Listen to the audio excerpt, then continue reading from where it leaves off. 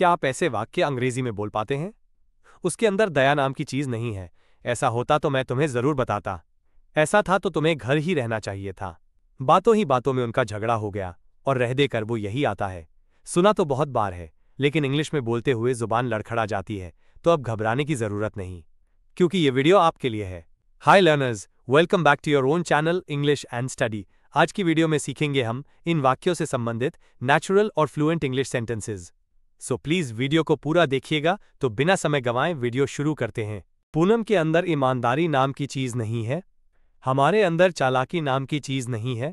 इन सब वाक्य में नाम की चीज नहीं है वाक्यांश आया है। इसके लिए इंग्लिश में there is no such thing का यूज होता है। अब देखते हैं वाक्यों की इंग्लिश। जैसे पूनम के अंदर ईमानदारी नाम की चीज नहीं है, तो सबसे पहले लिखेंगे नाम की चीज नहीं है कि English there is no such thing. इसके बाद लिखेंगे एज। अब लिखेंगे ईमानदारी की इंग्लिश ऑनेस्टी। अब लिखेंगे पूनम के अंदर की इंग्लिश इन पूनम। तो पूरे वाक्य की इंग्लिश होगी there is no such thing as honesty in Poonam. हमारे अंदर चालाकी नाम की चीज नहीं है, तो सबसे पहले लिखेंगे नाम की चीज नहीं है की English there is no such thing. इसके बाद लिखेंगे एज। अब लिखेंगे चालाकी की इंग्लिश क्लेवरनेस। इसके बाद लिखेंगे हमारे अंदर की इंग्लिश इन अस। तो पूरे वाक्य की इंग्लिश होगी there is no such thing as cleverness in us. एक और वाक्य को इंग्लिश में बनाएंगे। जैसे उसके अंदर डर नाम की चीज नहीं है, तो इसकी इंग्लिश होगी there is no such thing as fear in him. अब देखते हैं नेक्स्ट। ऐसा होता तो मैं तुम्हें जरूर बताता। ऐसा होता तो राम यहां जरूर आ जाता। इन सब वाक्य में ऐसा होता तो वाक्यांश आया है। इसके लिए इंग्लिश में if that were the case phrase का यूज होता है, और दूसरे वाक्य की English would have main verb third form से बनाएंगे। जैसे ऐसा होता तो मैं तुम्हें जरूर बताता। तो सबसे पहले लिखेंगे ऐसा होता तो की English if that were the case. इसके बाद लिखेंगे मे की इंग्लिश आई। इसके बाद लिखेंगे वुड। इसके बाद लिखेंगे जरूर की इंग्लिश डेफिनेटली। अब लिखेंगे हैव। इसके बाद लिखेंगे बताता की इंग्लिश टोल्ड। अब लिखेंगे तुम्हें की इंग्लिश यू। तो पूरे वाक्य की इंग्लिश होगी if that were the case I would definitely have told you. ऐसा होता तो राम यहां जरूर आ जाता। तो सबसे पहले लिखेंगे ऐसा होता तो की English if that were the case. इसके बाद लिखेंगे राम। अब लिखेंगे वुड। इसके बाद लिखेंगे जरूर की इंग्लिश डेफिनेटली। अब लिखेंगे हैव। इसके बाद लिखेंगे यहां आना की इंग्लिश कम हियर। तो पूरे वाक्य की इंग्लिश होगी if that were the case Ram would definitely have come here. एक और वाक्य को इंग्लिश में बनाएंगे। जैसे ऐसा होता तो मैं खाना बना लेती। तो इसकी इंग्लिश होगी if that were the case I would have cooked the food. अब देखते हैं नेक्स्ट। ऐसा था तो तुम्हें मुझे बताना चाहिए था। ऐसा था तो तुम्हें ही आना चाहिए था। इन सब वाक्य में ऐसा था तो वाक्यांश आया है। इसके लिए इंग्लिश में if that was so phrase का यूज होता है, और दूसरे वाक्य को should have main verb third form से बनाएंगे। जैसे ऐसा था तो तुम्हें मुझे बताना चाहिए था। तो सबसे पहले लिखेंगे ऐसा था तो की English if that was so. इसके बाद लिखेंगे तुम्हें की इंग्लिश यू। इसके बाद लिखेंगे चाहिए था की इंग्लिश शुड हैव। अब लिखेंगे बताना की इंग्लिश टोल्ड। इसके बाद लिखेंगे मुझे की इंग्लिश मी। तो पूरे वाक्य की इंग्लिश होगी if that was so you should have told me. ऐसा था तो तुम्हें ही आना चाहिए था। तो सबसे पहले लिखेंगे ऐसा था तो की English if that was so.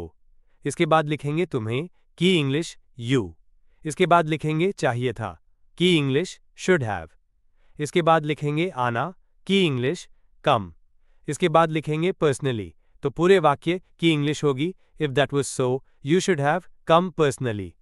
एक और वाक्य को इंग्लिश में बनाएंगे। जैसे ऐसा था तो उसे यही बैठना चाहिए था। तो इसकी इंग्लिश होगी if that was so he should have sat right here. अब देखते हैं नेक्स्ट। रह देकर वो यही आता है। रह देकर मोहन मुझे ही बोलेगा। इन सब वाक्यों में रह देकर वाक्यांश आया है। इसके लिए इंग्लिश में आफ्टर अ पॉज फ्रेज का यूज होता है। जैसे रह देकर वो यही आता है। तो सबसे पहले लिखेंगे रह देकर की इंग्लिश आफ्टर अ पॉज। इसके बाद लिखेंगे वो की इंग्लिश ही। इसके बाद लिखेंगे आता की इंग्लिश कम्स। इसके बाद लिखेंगे यहीं की इंग्लिश राइट हियर। तो पूरे वाक्य की इंग्लिश होगी after a pause he comes right here. रह देकर मोहन मुझे ही बोलेगा। तो सबसे पहले लिखेंगे रह देकर की इंग्लिश आफ्टर अ पॉज। अब लिखेंगे मोहन मुझे ही बोलेगा की English Mohan will mention me only. तो पूरे वाक्य की इंग्लिश होगी after a pause Mohan will mention me only. एक और वाक्य को इंग्लिश में बनाएंगे जैसे रह देकर वो यही बैठता है। तो इसकी इंग्लिश होगी after a pause he sits right here. अब देखते हैं नेक्स्ट। बातों ही बातों में उनका झगड़ा हो गया। बातों ही बातों में वो दोनों अच्छे दोस्त बन गए। इन सब वाक्य में बातों ही बातों में वाक्यांश आया है। इसके लिए इंग्लिश में वाइल टॉकिंग का यूज होता है जैसे बातों ही बातों में उनका झगड़ा हो गया। तो सबसे पहले लिखेंगे बातों ही बातों में की इंग्लिश वाइल टॉकिंग। इसके बाद लिखेंगे उनका की इंग्लिश दे। इसके बाद लिखेंगे झगड़ा हो गया की English got into an argument. तो पूरे वाक्य की इंग्लिश होगी while talking they got into an argument. बातों ही बातों में वो दोनों अच्छे दोस्त बन गए। तो सबसे पहले लिखेंगे बातों ही बातों में की इंग्लिश वाइल टॉकिंग। इसके बाद लिखेंगे वो दोनों की English the two of them. इसके बाद लिखेंगे बनना की इंग्लिश बिकेम। इसके बाद लिखेंगे अच्छे दोस्त की इंग्लिश गुड फ्रेंड्स। तो पूरे वाक्य की इंग्लिश होगी while talking the two of them became good friends. एक और वाक्य को इंग्लिश में बनाएंगे जैसे बातों ही बातों में उन्हें प्यार हो गया। तो इसकी इंग्लिश होगी while talking they fail in love. इस प्रकार हम और भी कई ऐसे वाक्यों को इंग्लिश में बना सकते हैं। ऐसा था तो तुम्हें घर ही रहना चाहिए था। इसकी इंग्लिश कमेंट बॉक्स में बनाइए। हिंदी वाक्यांश के इंग्लिश फ्रेजेस के वीडियो की लिंक इस वीडियो के डिस्क्रिप्शन बॉक्स में है। ये वीडियो खत्म होने के बाद वाक्यांश के इंग्लिश का वीडियो जरूर देखना। अब ये क्लास यहीं समाप्त होती है। यदि इस क्लास में आपको कोई कंफ्यूजन हो या मन में कोई क्वेश्चन हो तो कमेंट बॉक्स में कमेंट करिए। Please like, subscribe and share.